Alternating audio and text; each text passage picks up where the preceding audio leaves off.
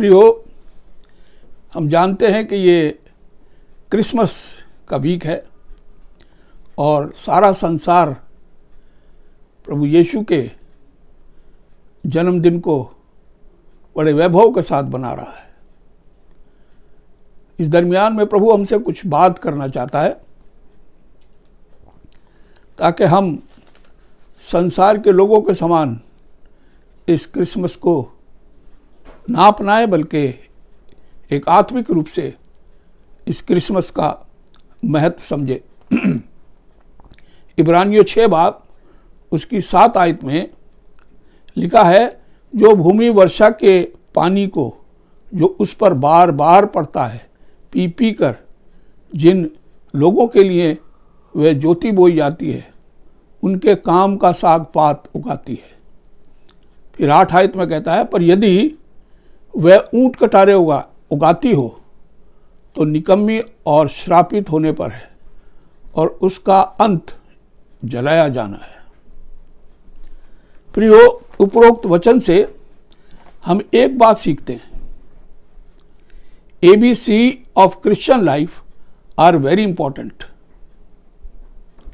यानी मसीह की मुख्य बातें, मूल बातें बहुत ज़रूरी होती हैं हर मसीह के लिए।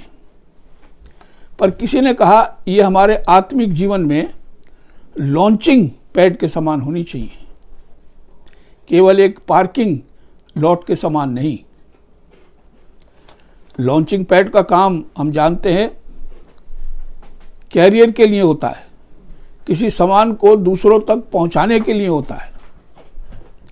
पार्किंग लॉट पर सामान पड़ा रहता है, कोई मूवमेंट नहीं होती। प्रियो, इसका इशारा प्रभु का वचन हमें याद दिलाता है, हमारा जीवन क्या मसीह की पैदाइश के पर्पस को दूसरों तक पहुंचा रहा है या स्टैग्नेटेड स्थिति में है। प्रियो, यीशु की पैदाइश का मुख्य उद्देश्य था कि वह समस्त लोगों को उद्धार का सुसमाचार दे, जिसका कैरियर संदेश वाहक का काम हमें सौंपा गया।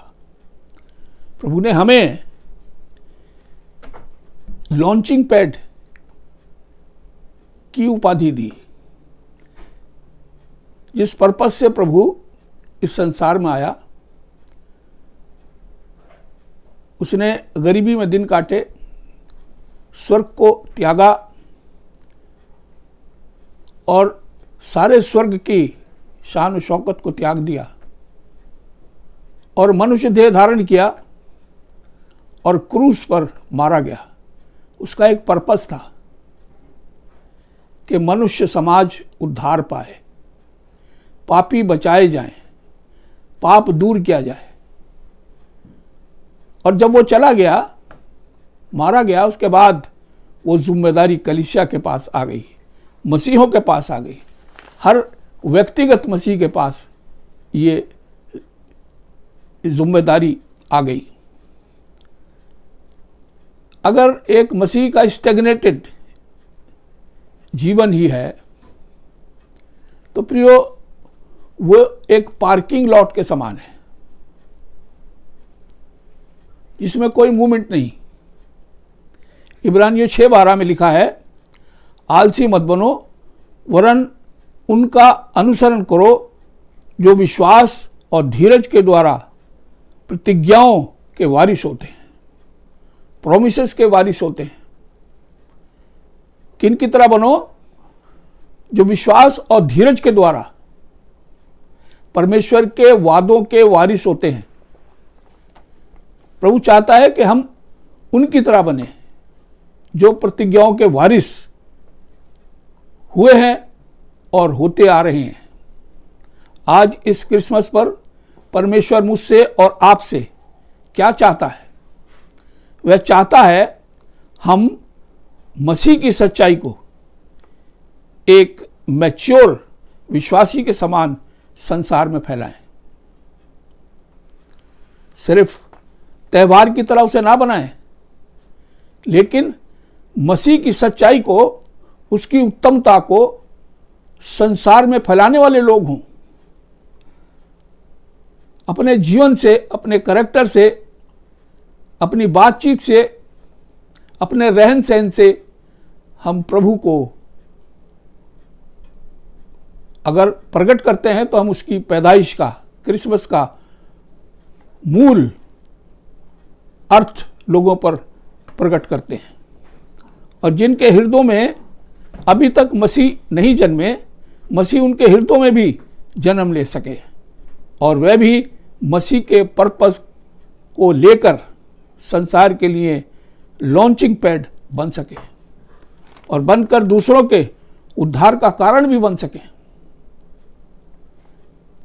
ताकि हम अपने मसीह यीशु के जन्म के महत्व को अपने तक ही सीमित ना रखकर इस खुशखबरी को जगत को फैलाने वाले बन सकें। आज भी बहुत से मसीही जीवन इमेच्योर हालत में है, उनकी ग्रोथ जरूरी है। पौल पहला करंथियों 3 बाब उसकी 1 आयत से 5 आयत में ऐसे कहते हैं,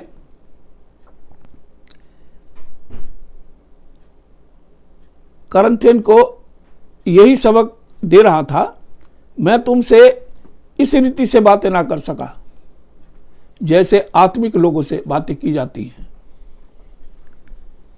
पर जैसे शारीरिक लोगों से जो मसीह में बालक हैं तुम ऐसे पाए गए। यहां सवाल है मुझसे और आपसे। प्रभु मुझसे और आपसे भी वही सवाल कर रहा है, क्या हम उपरोक्त वचन के मुख्य धारा में आते हैं या अभी तक बालक हैं आत्मिक रूप से? इफिसियों 5 बाब की 15 में ऐसे लिखा है, इसलिए ध्यान से देखो कैसी चाल चलते हो, निर्बुद्धि की नाई नहीं पर बुद्धिमानों की नाई चलो। कहता है जैसे संसार बेवकूफ़ों की तरह संसारिकता के पीछे निकला रहता है, या विश्वासी की तरह नहीं, बल्कि कैसे बनो, बुद्धिमानों की नाई, निर्बुद्धियों की नाई चलने वाले ना हो।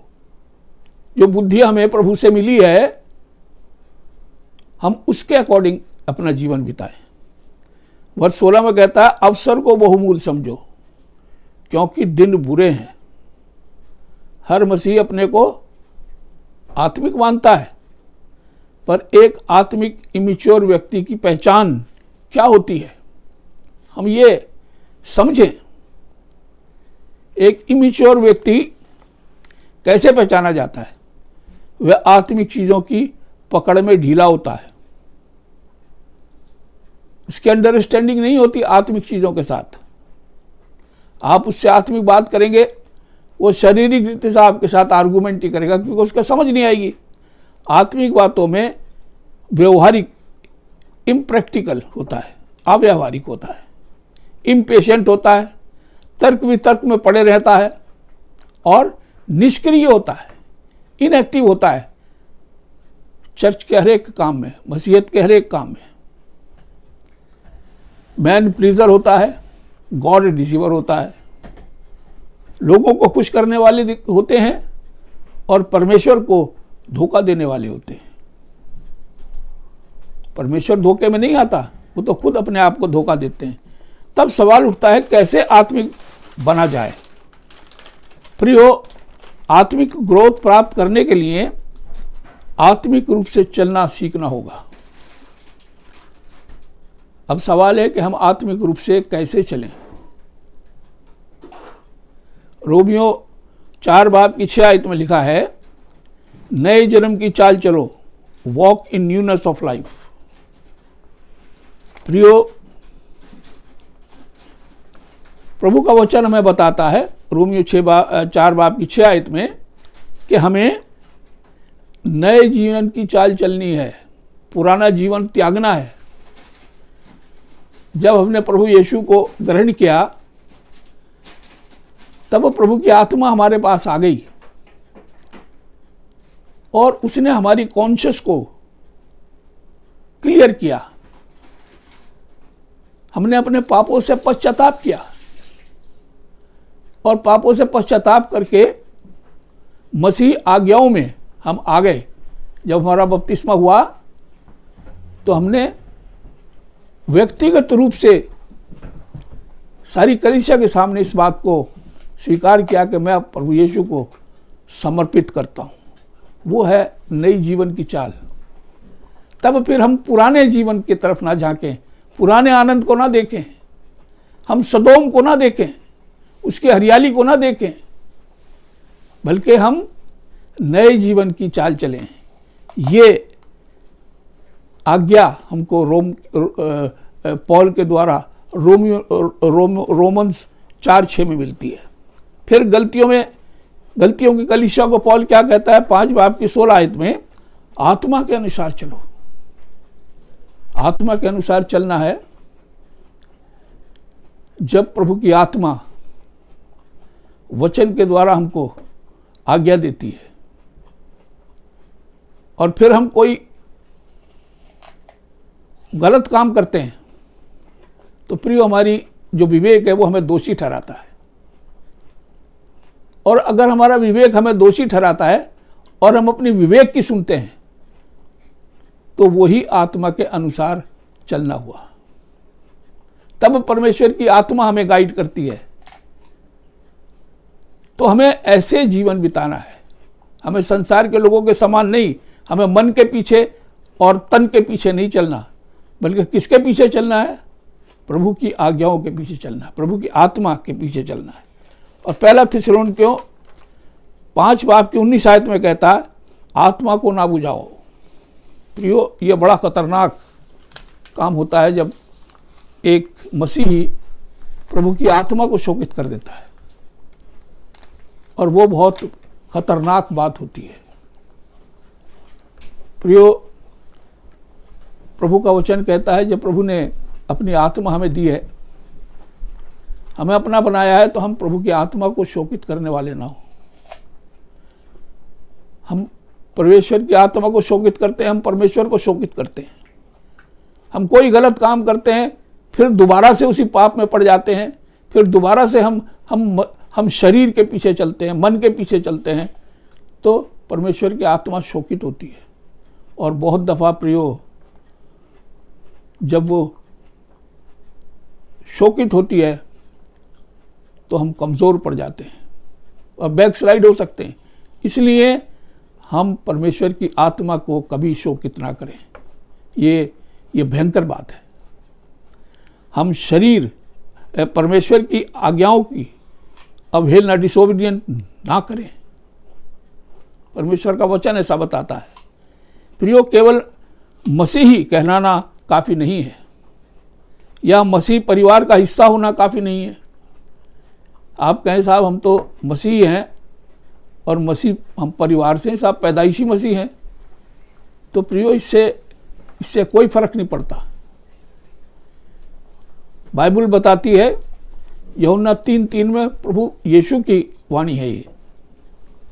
मसीह यीशु ने स्वयं निकोदिमस को कहा, जो ज्यूस का रूलर था और अपने को आत्मिक व्यक्ति समझता था। उसने पूछा, मैं उद्धार पाने के लिए क्या करूं? तब प्रभु यीशु बोले, मैं तुमसे सच सच कहता हूं, यदि कोई नई सिरे से ना जन्मे तो परमेश्वर का राज देख नहीं सकता। प्रियो, अगर हम नए सिरे से नहीं जन्मेंगे, प्रभु की वाणी है, प्रभु ने अपने मुख से ये बात कही है, तो स्वर्ग का राज नहीं देख सकेंगे। इसलिए हमें प्रभु की आत्मा से नया जन्म लेना जरूरी है और उसमें बने रहना जरूरी है। अगर आप स्वर्ग में प्रवेश करना चाहते हैं,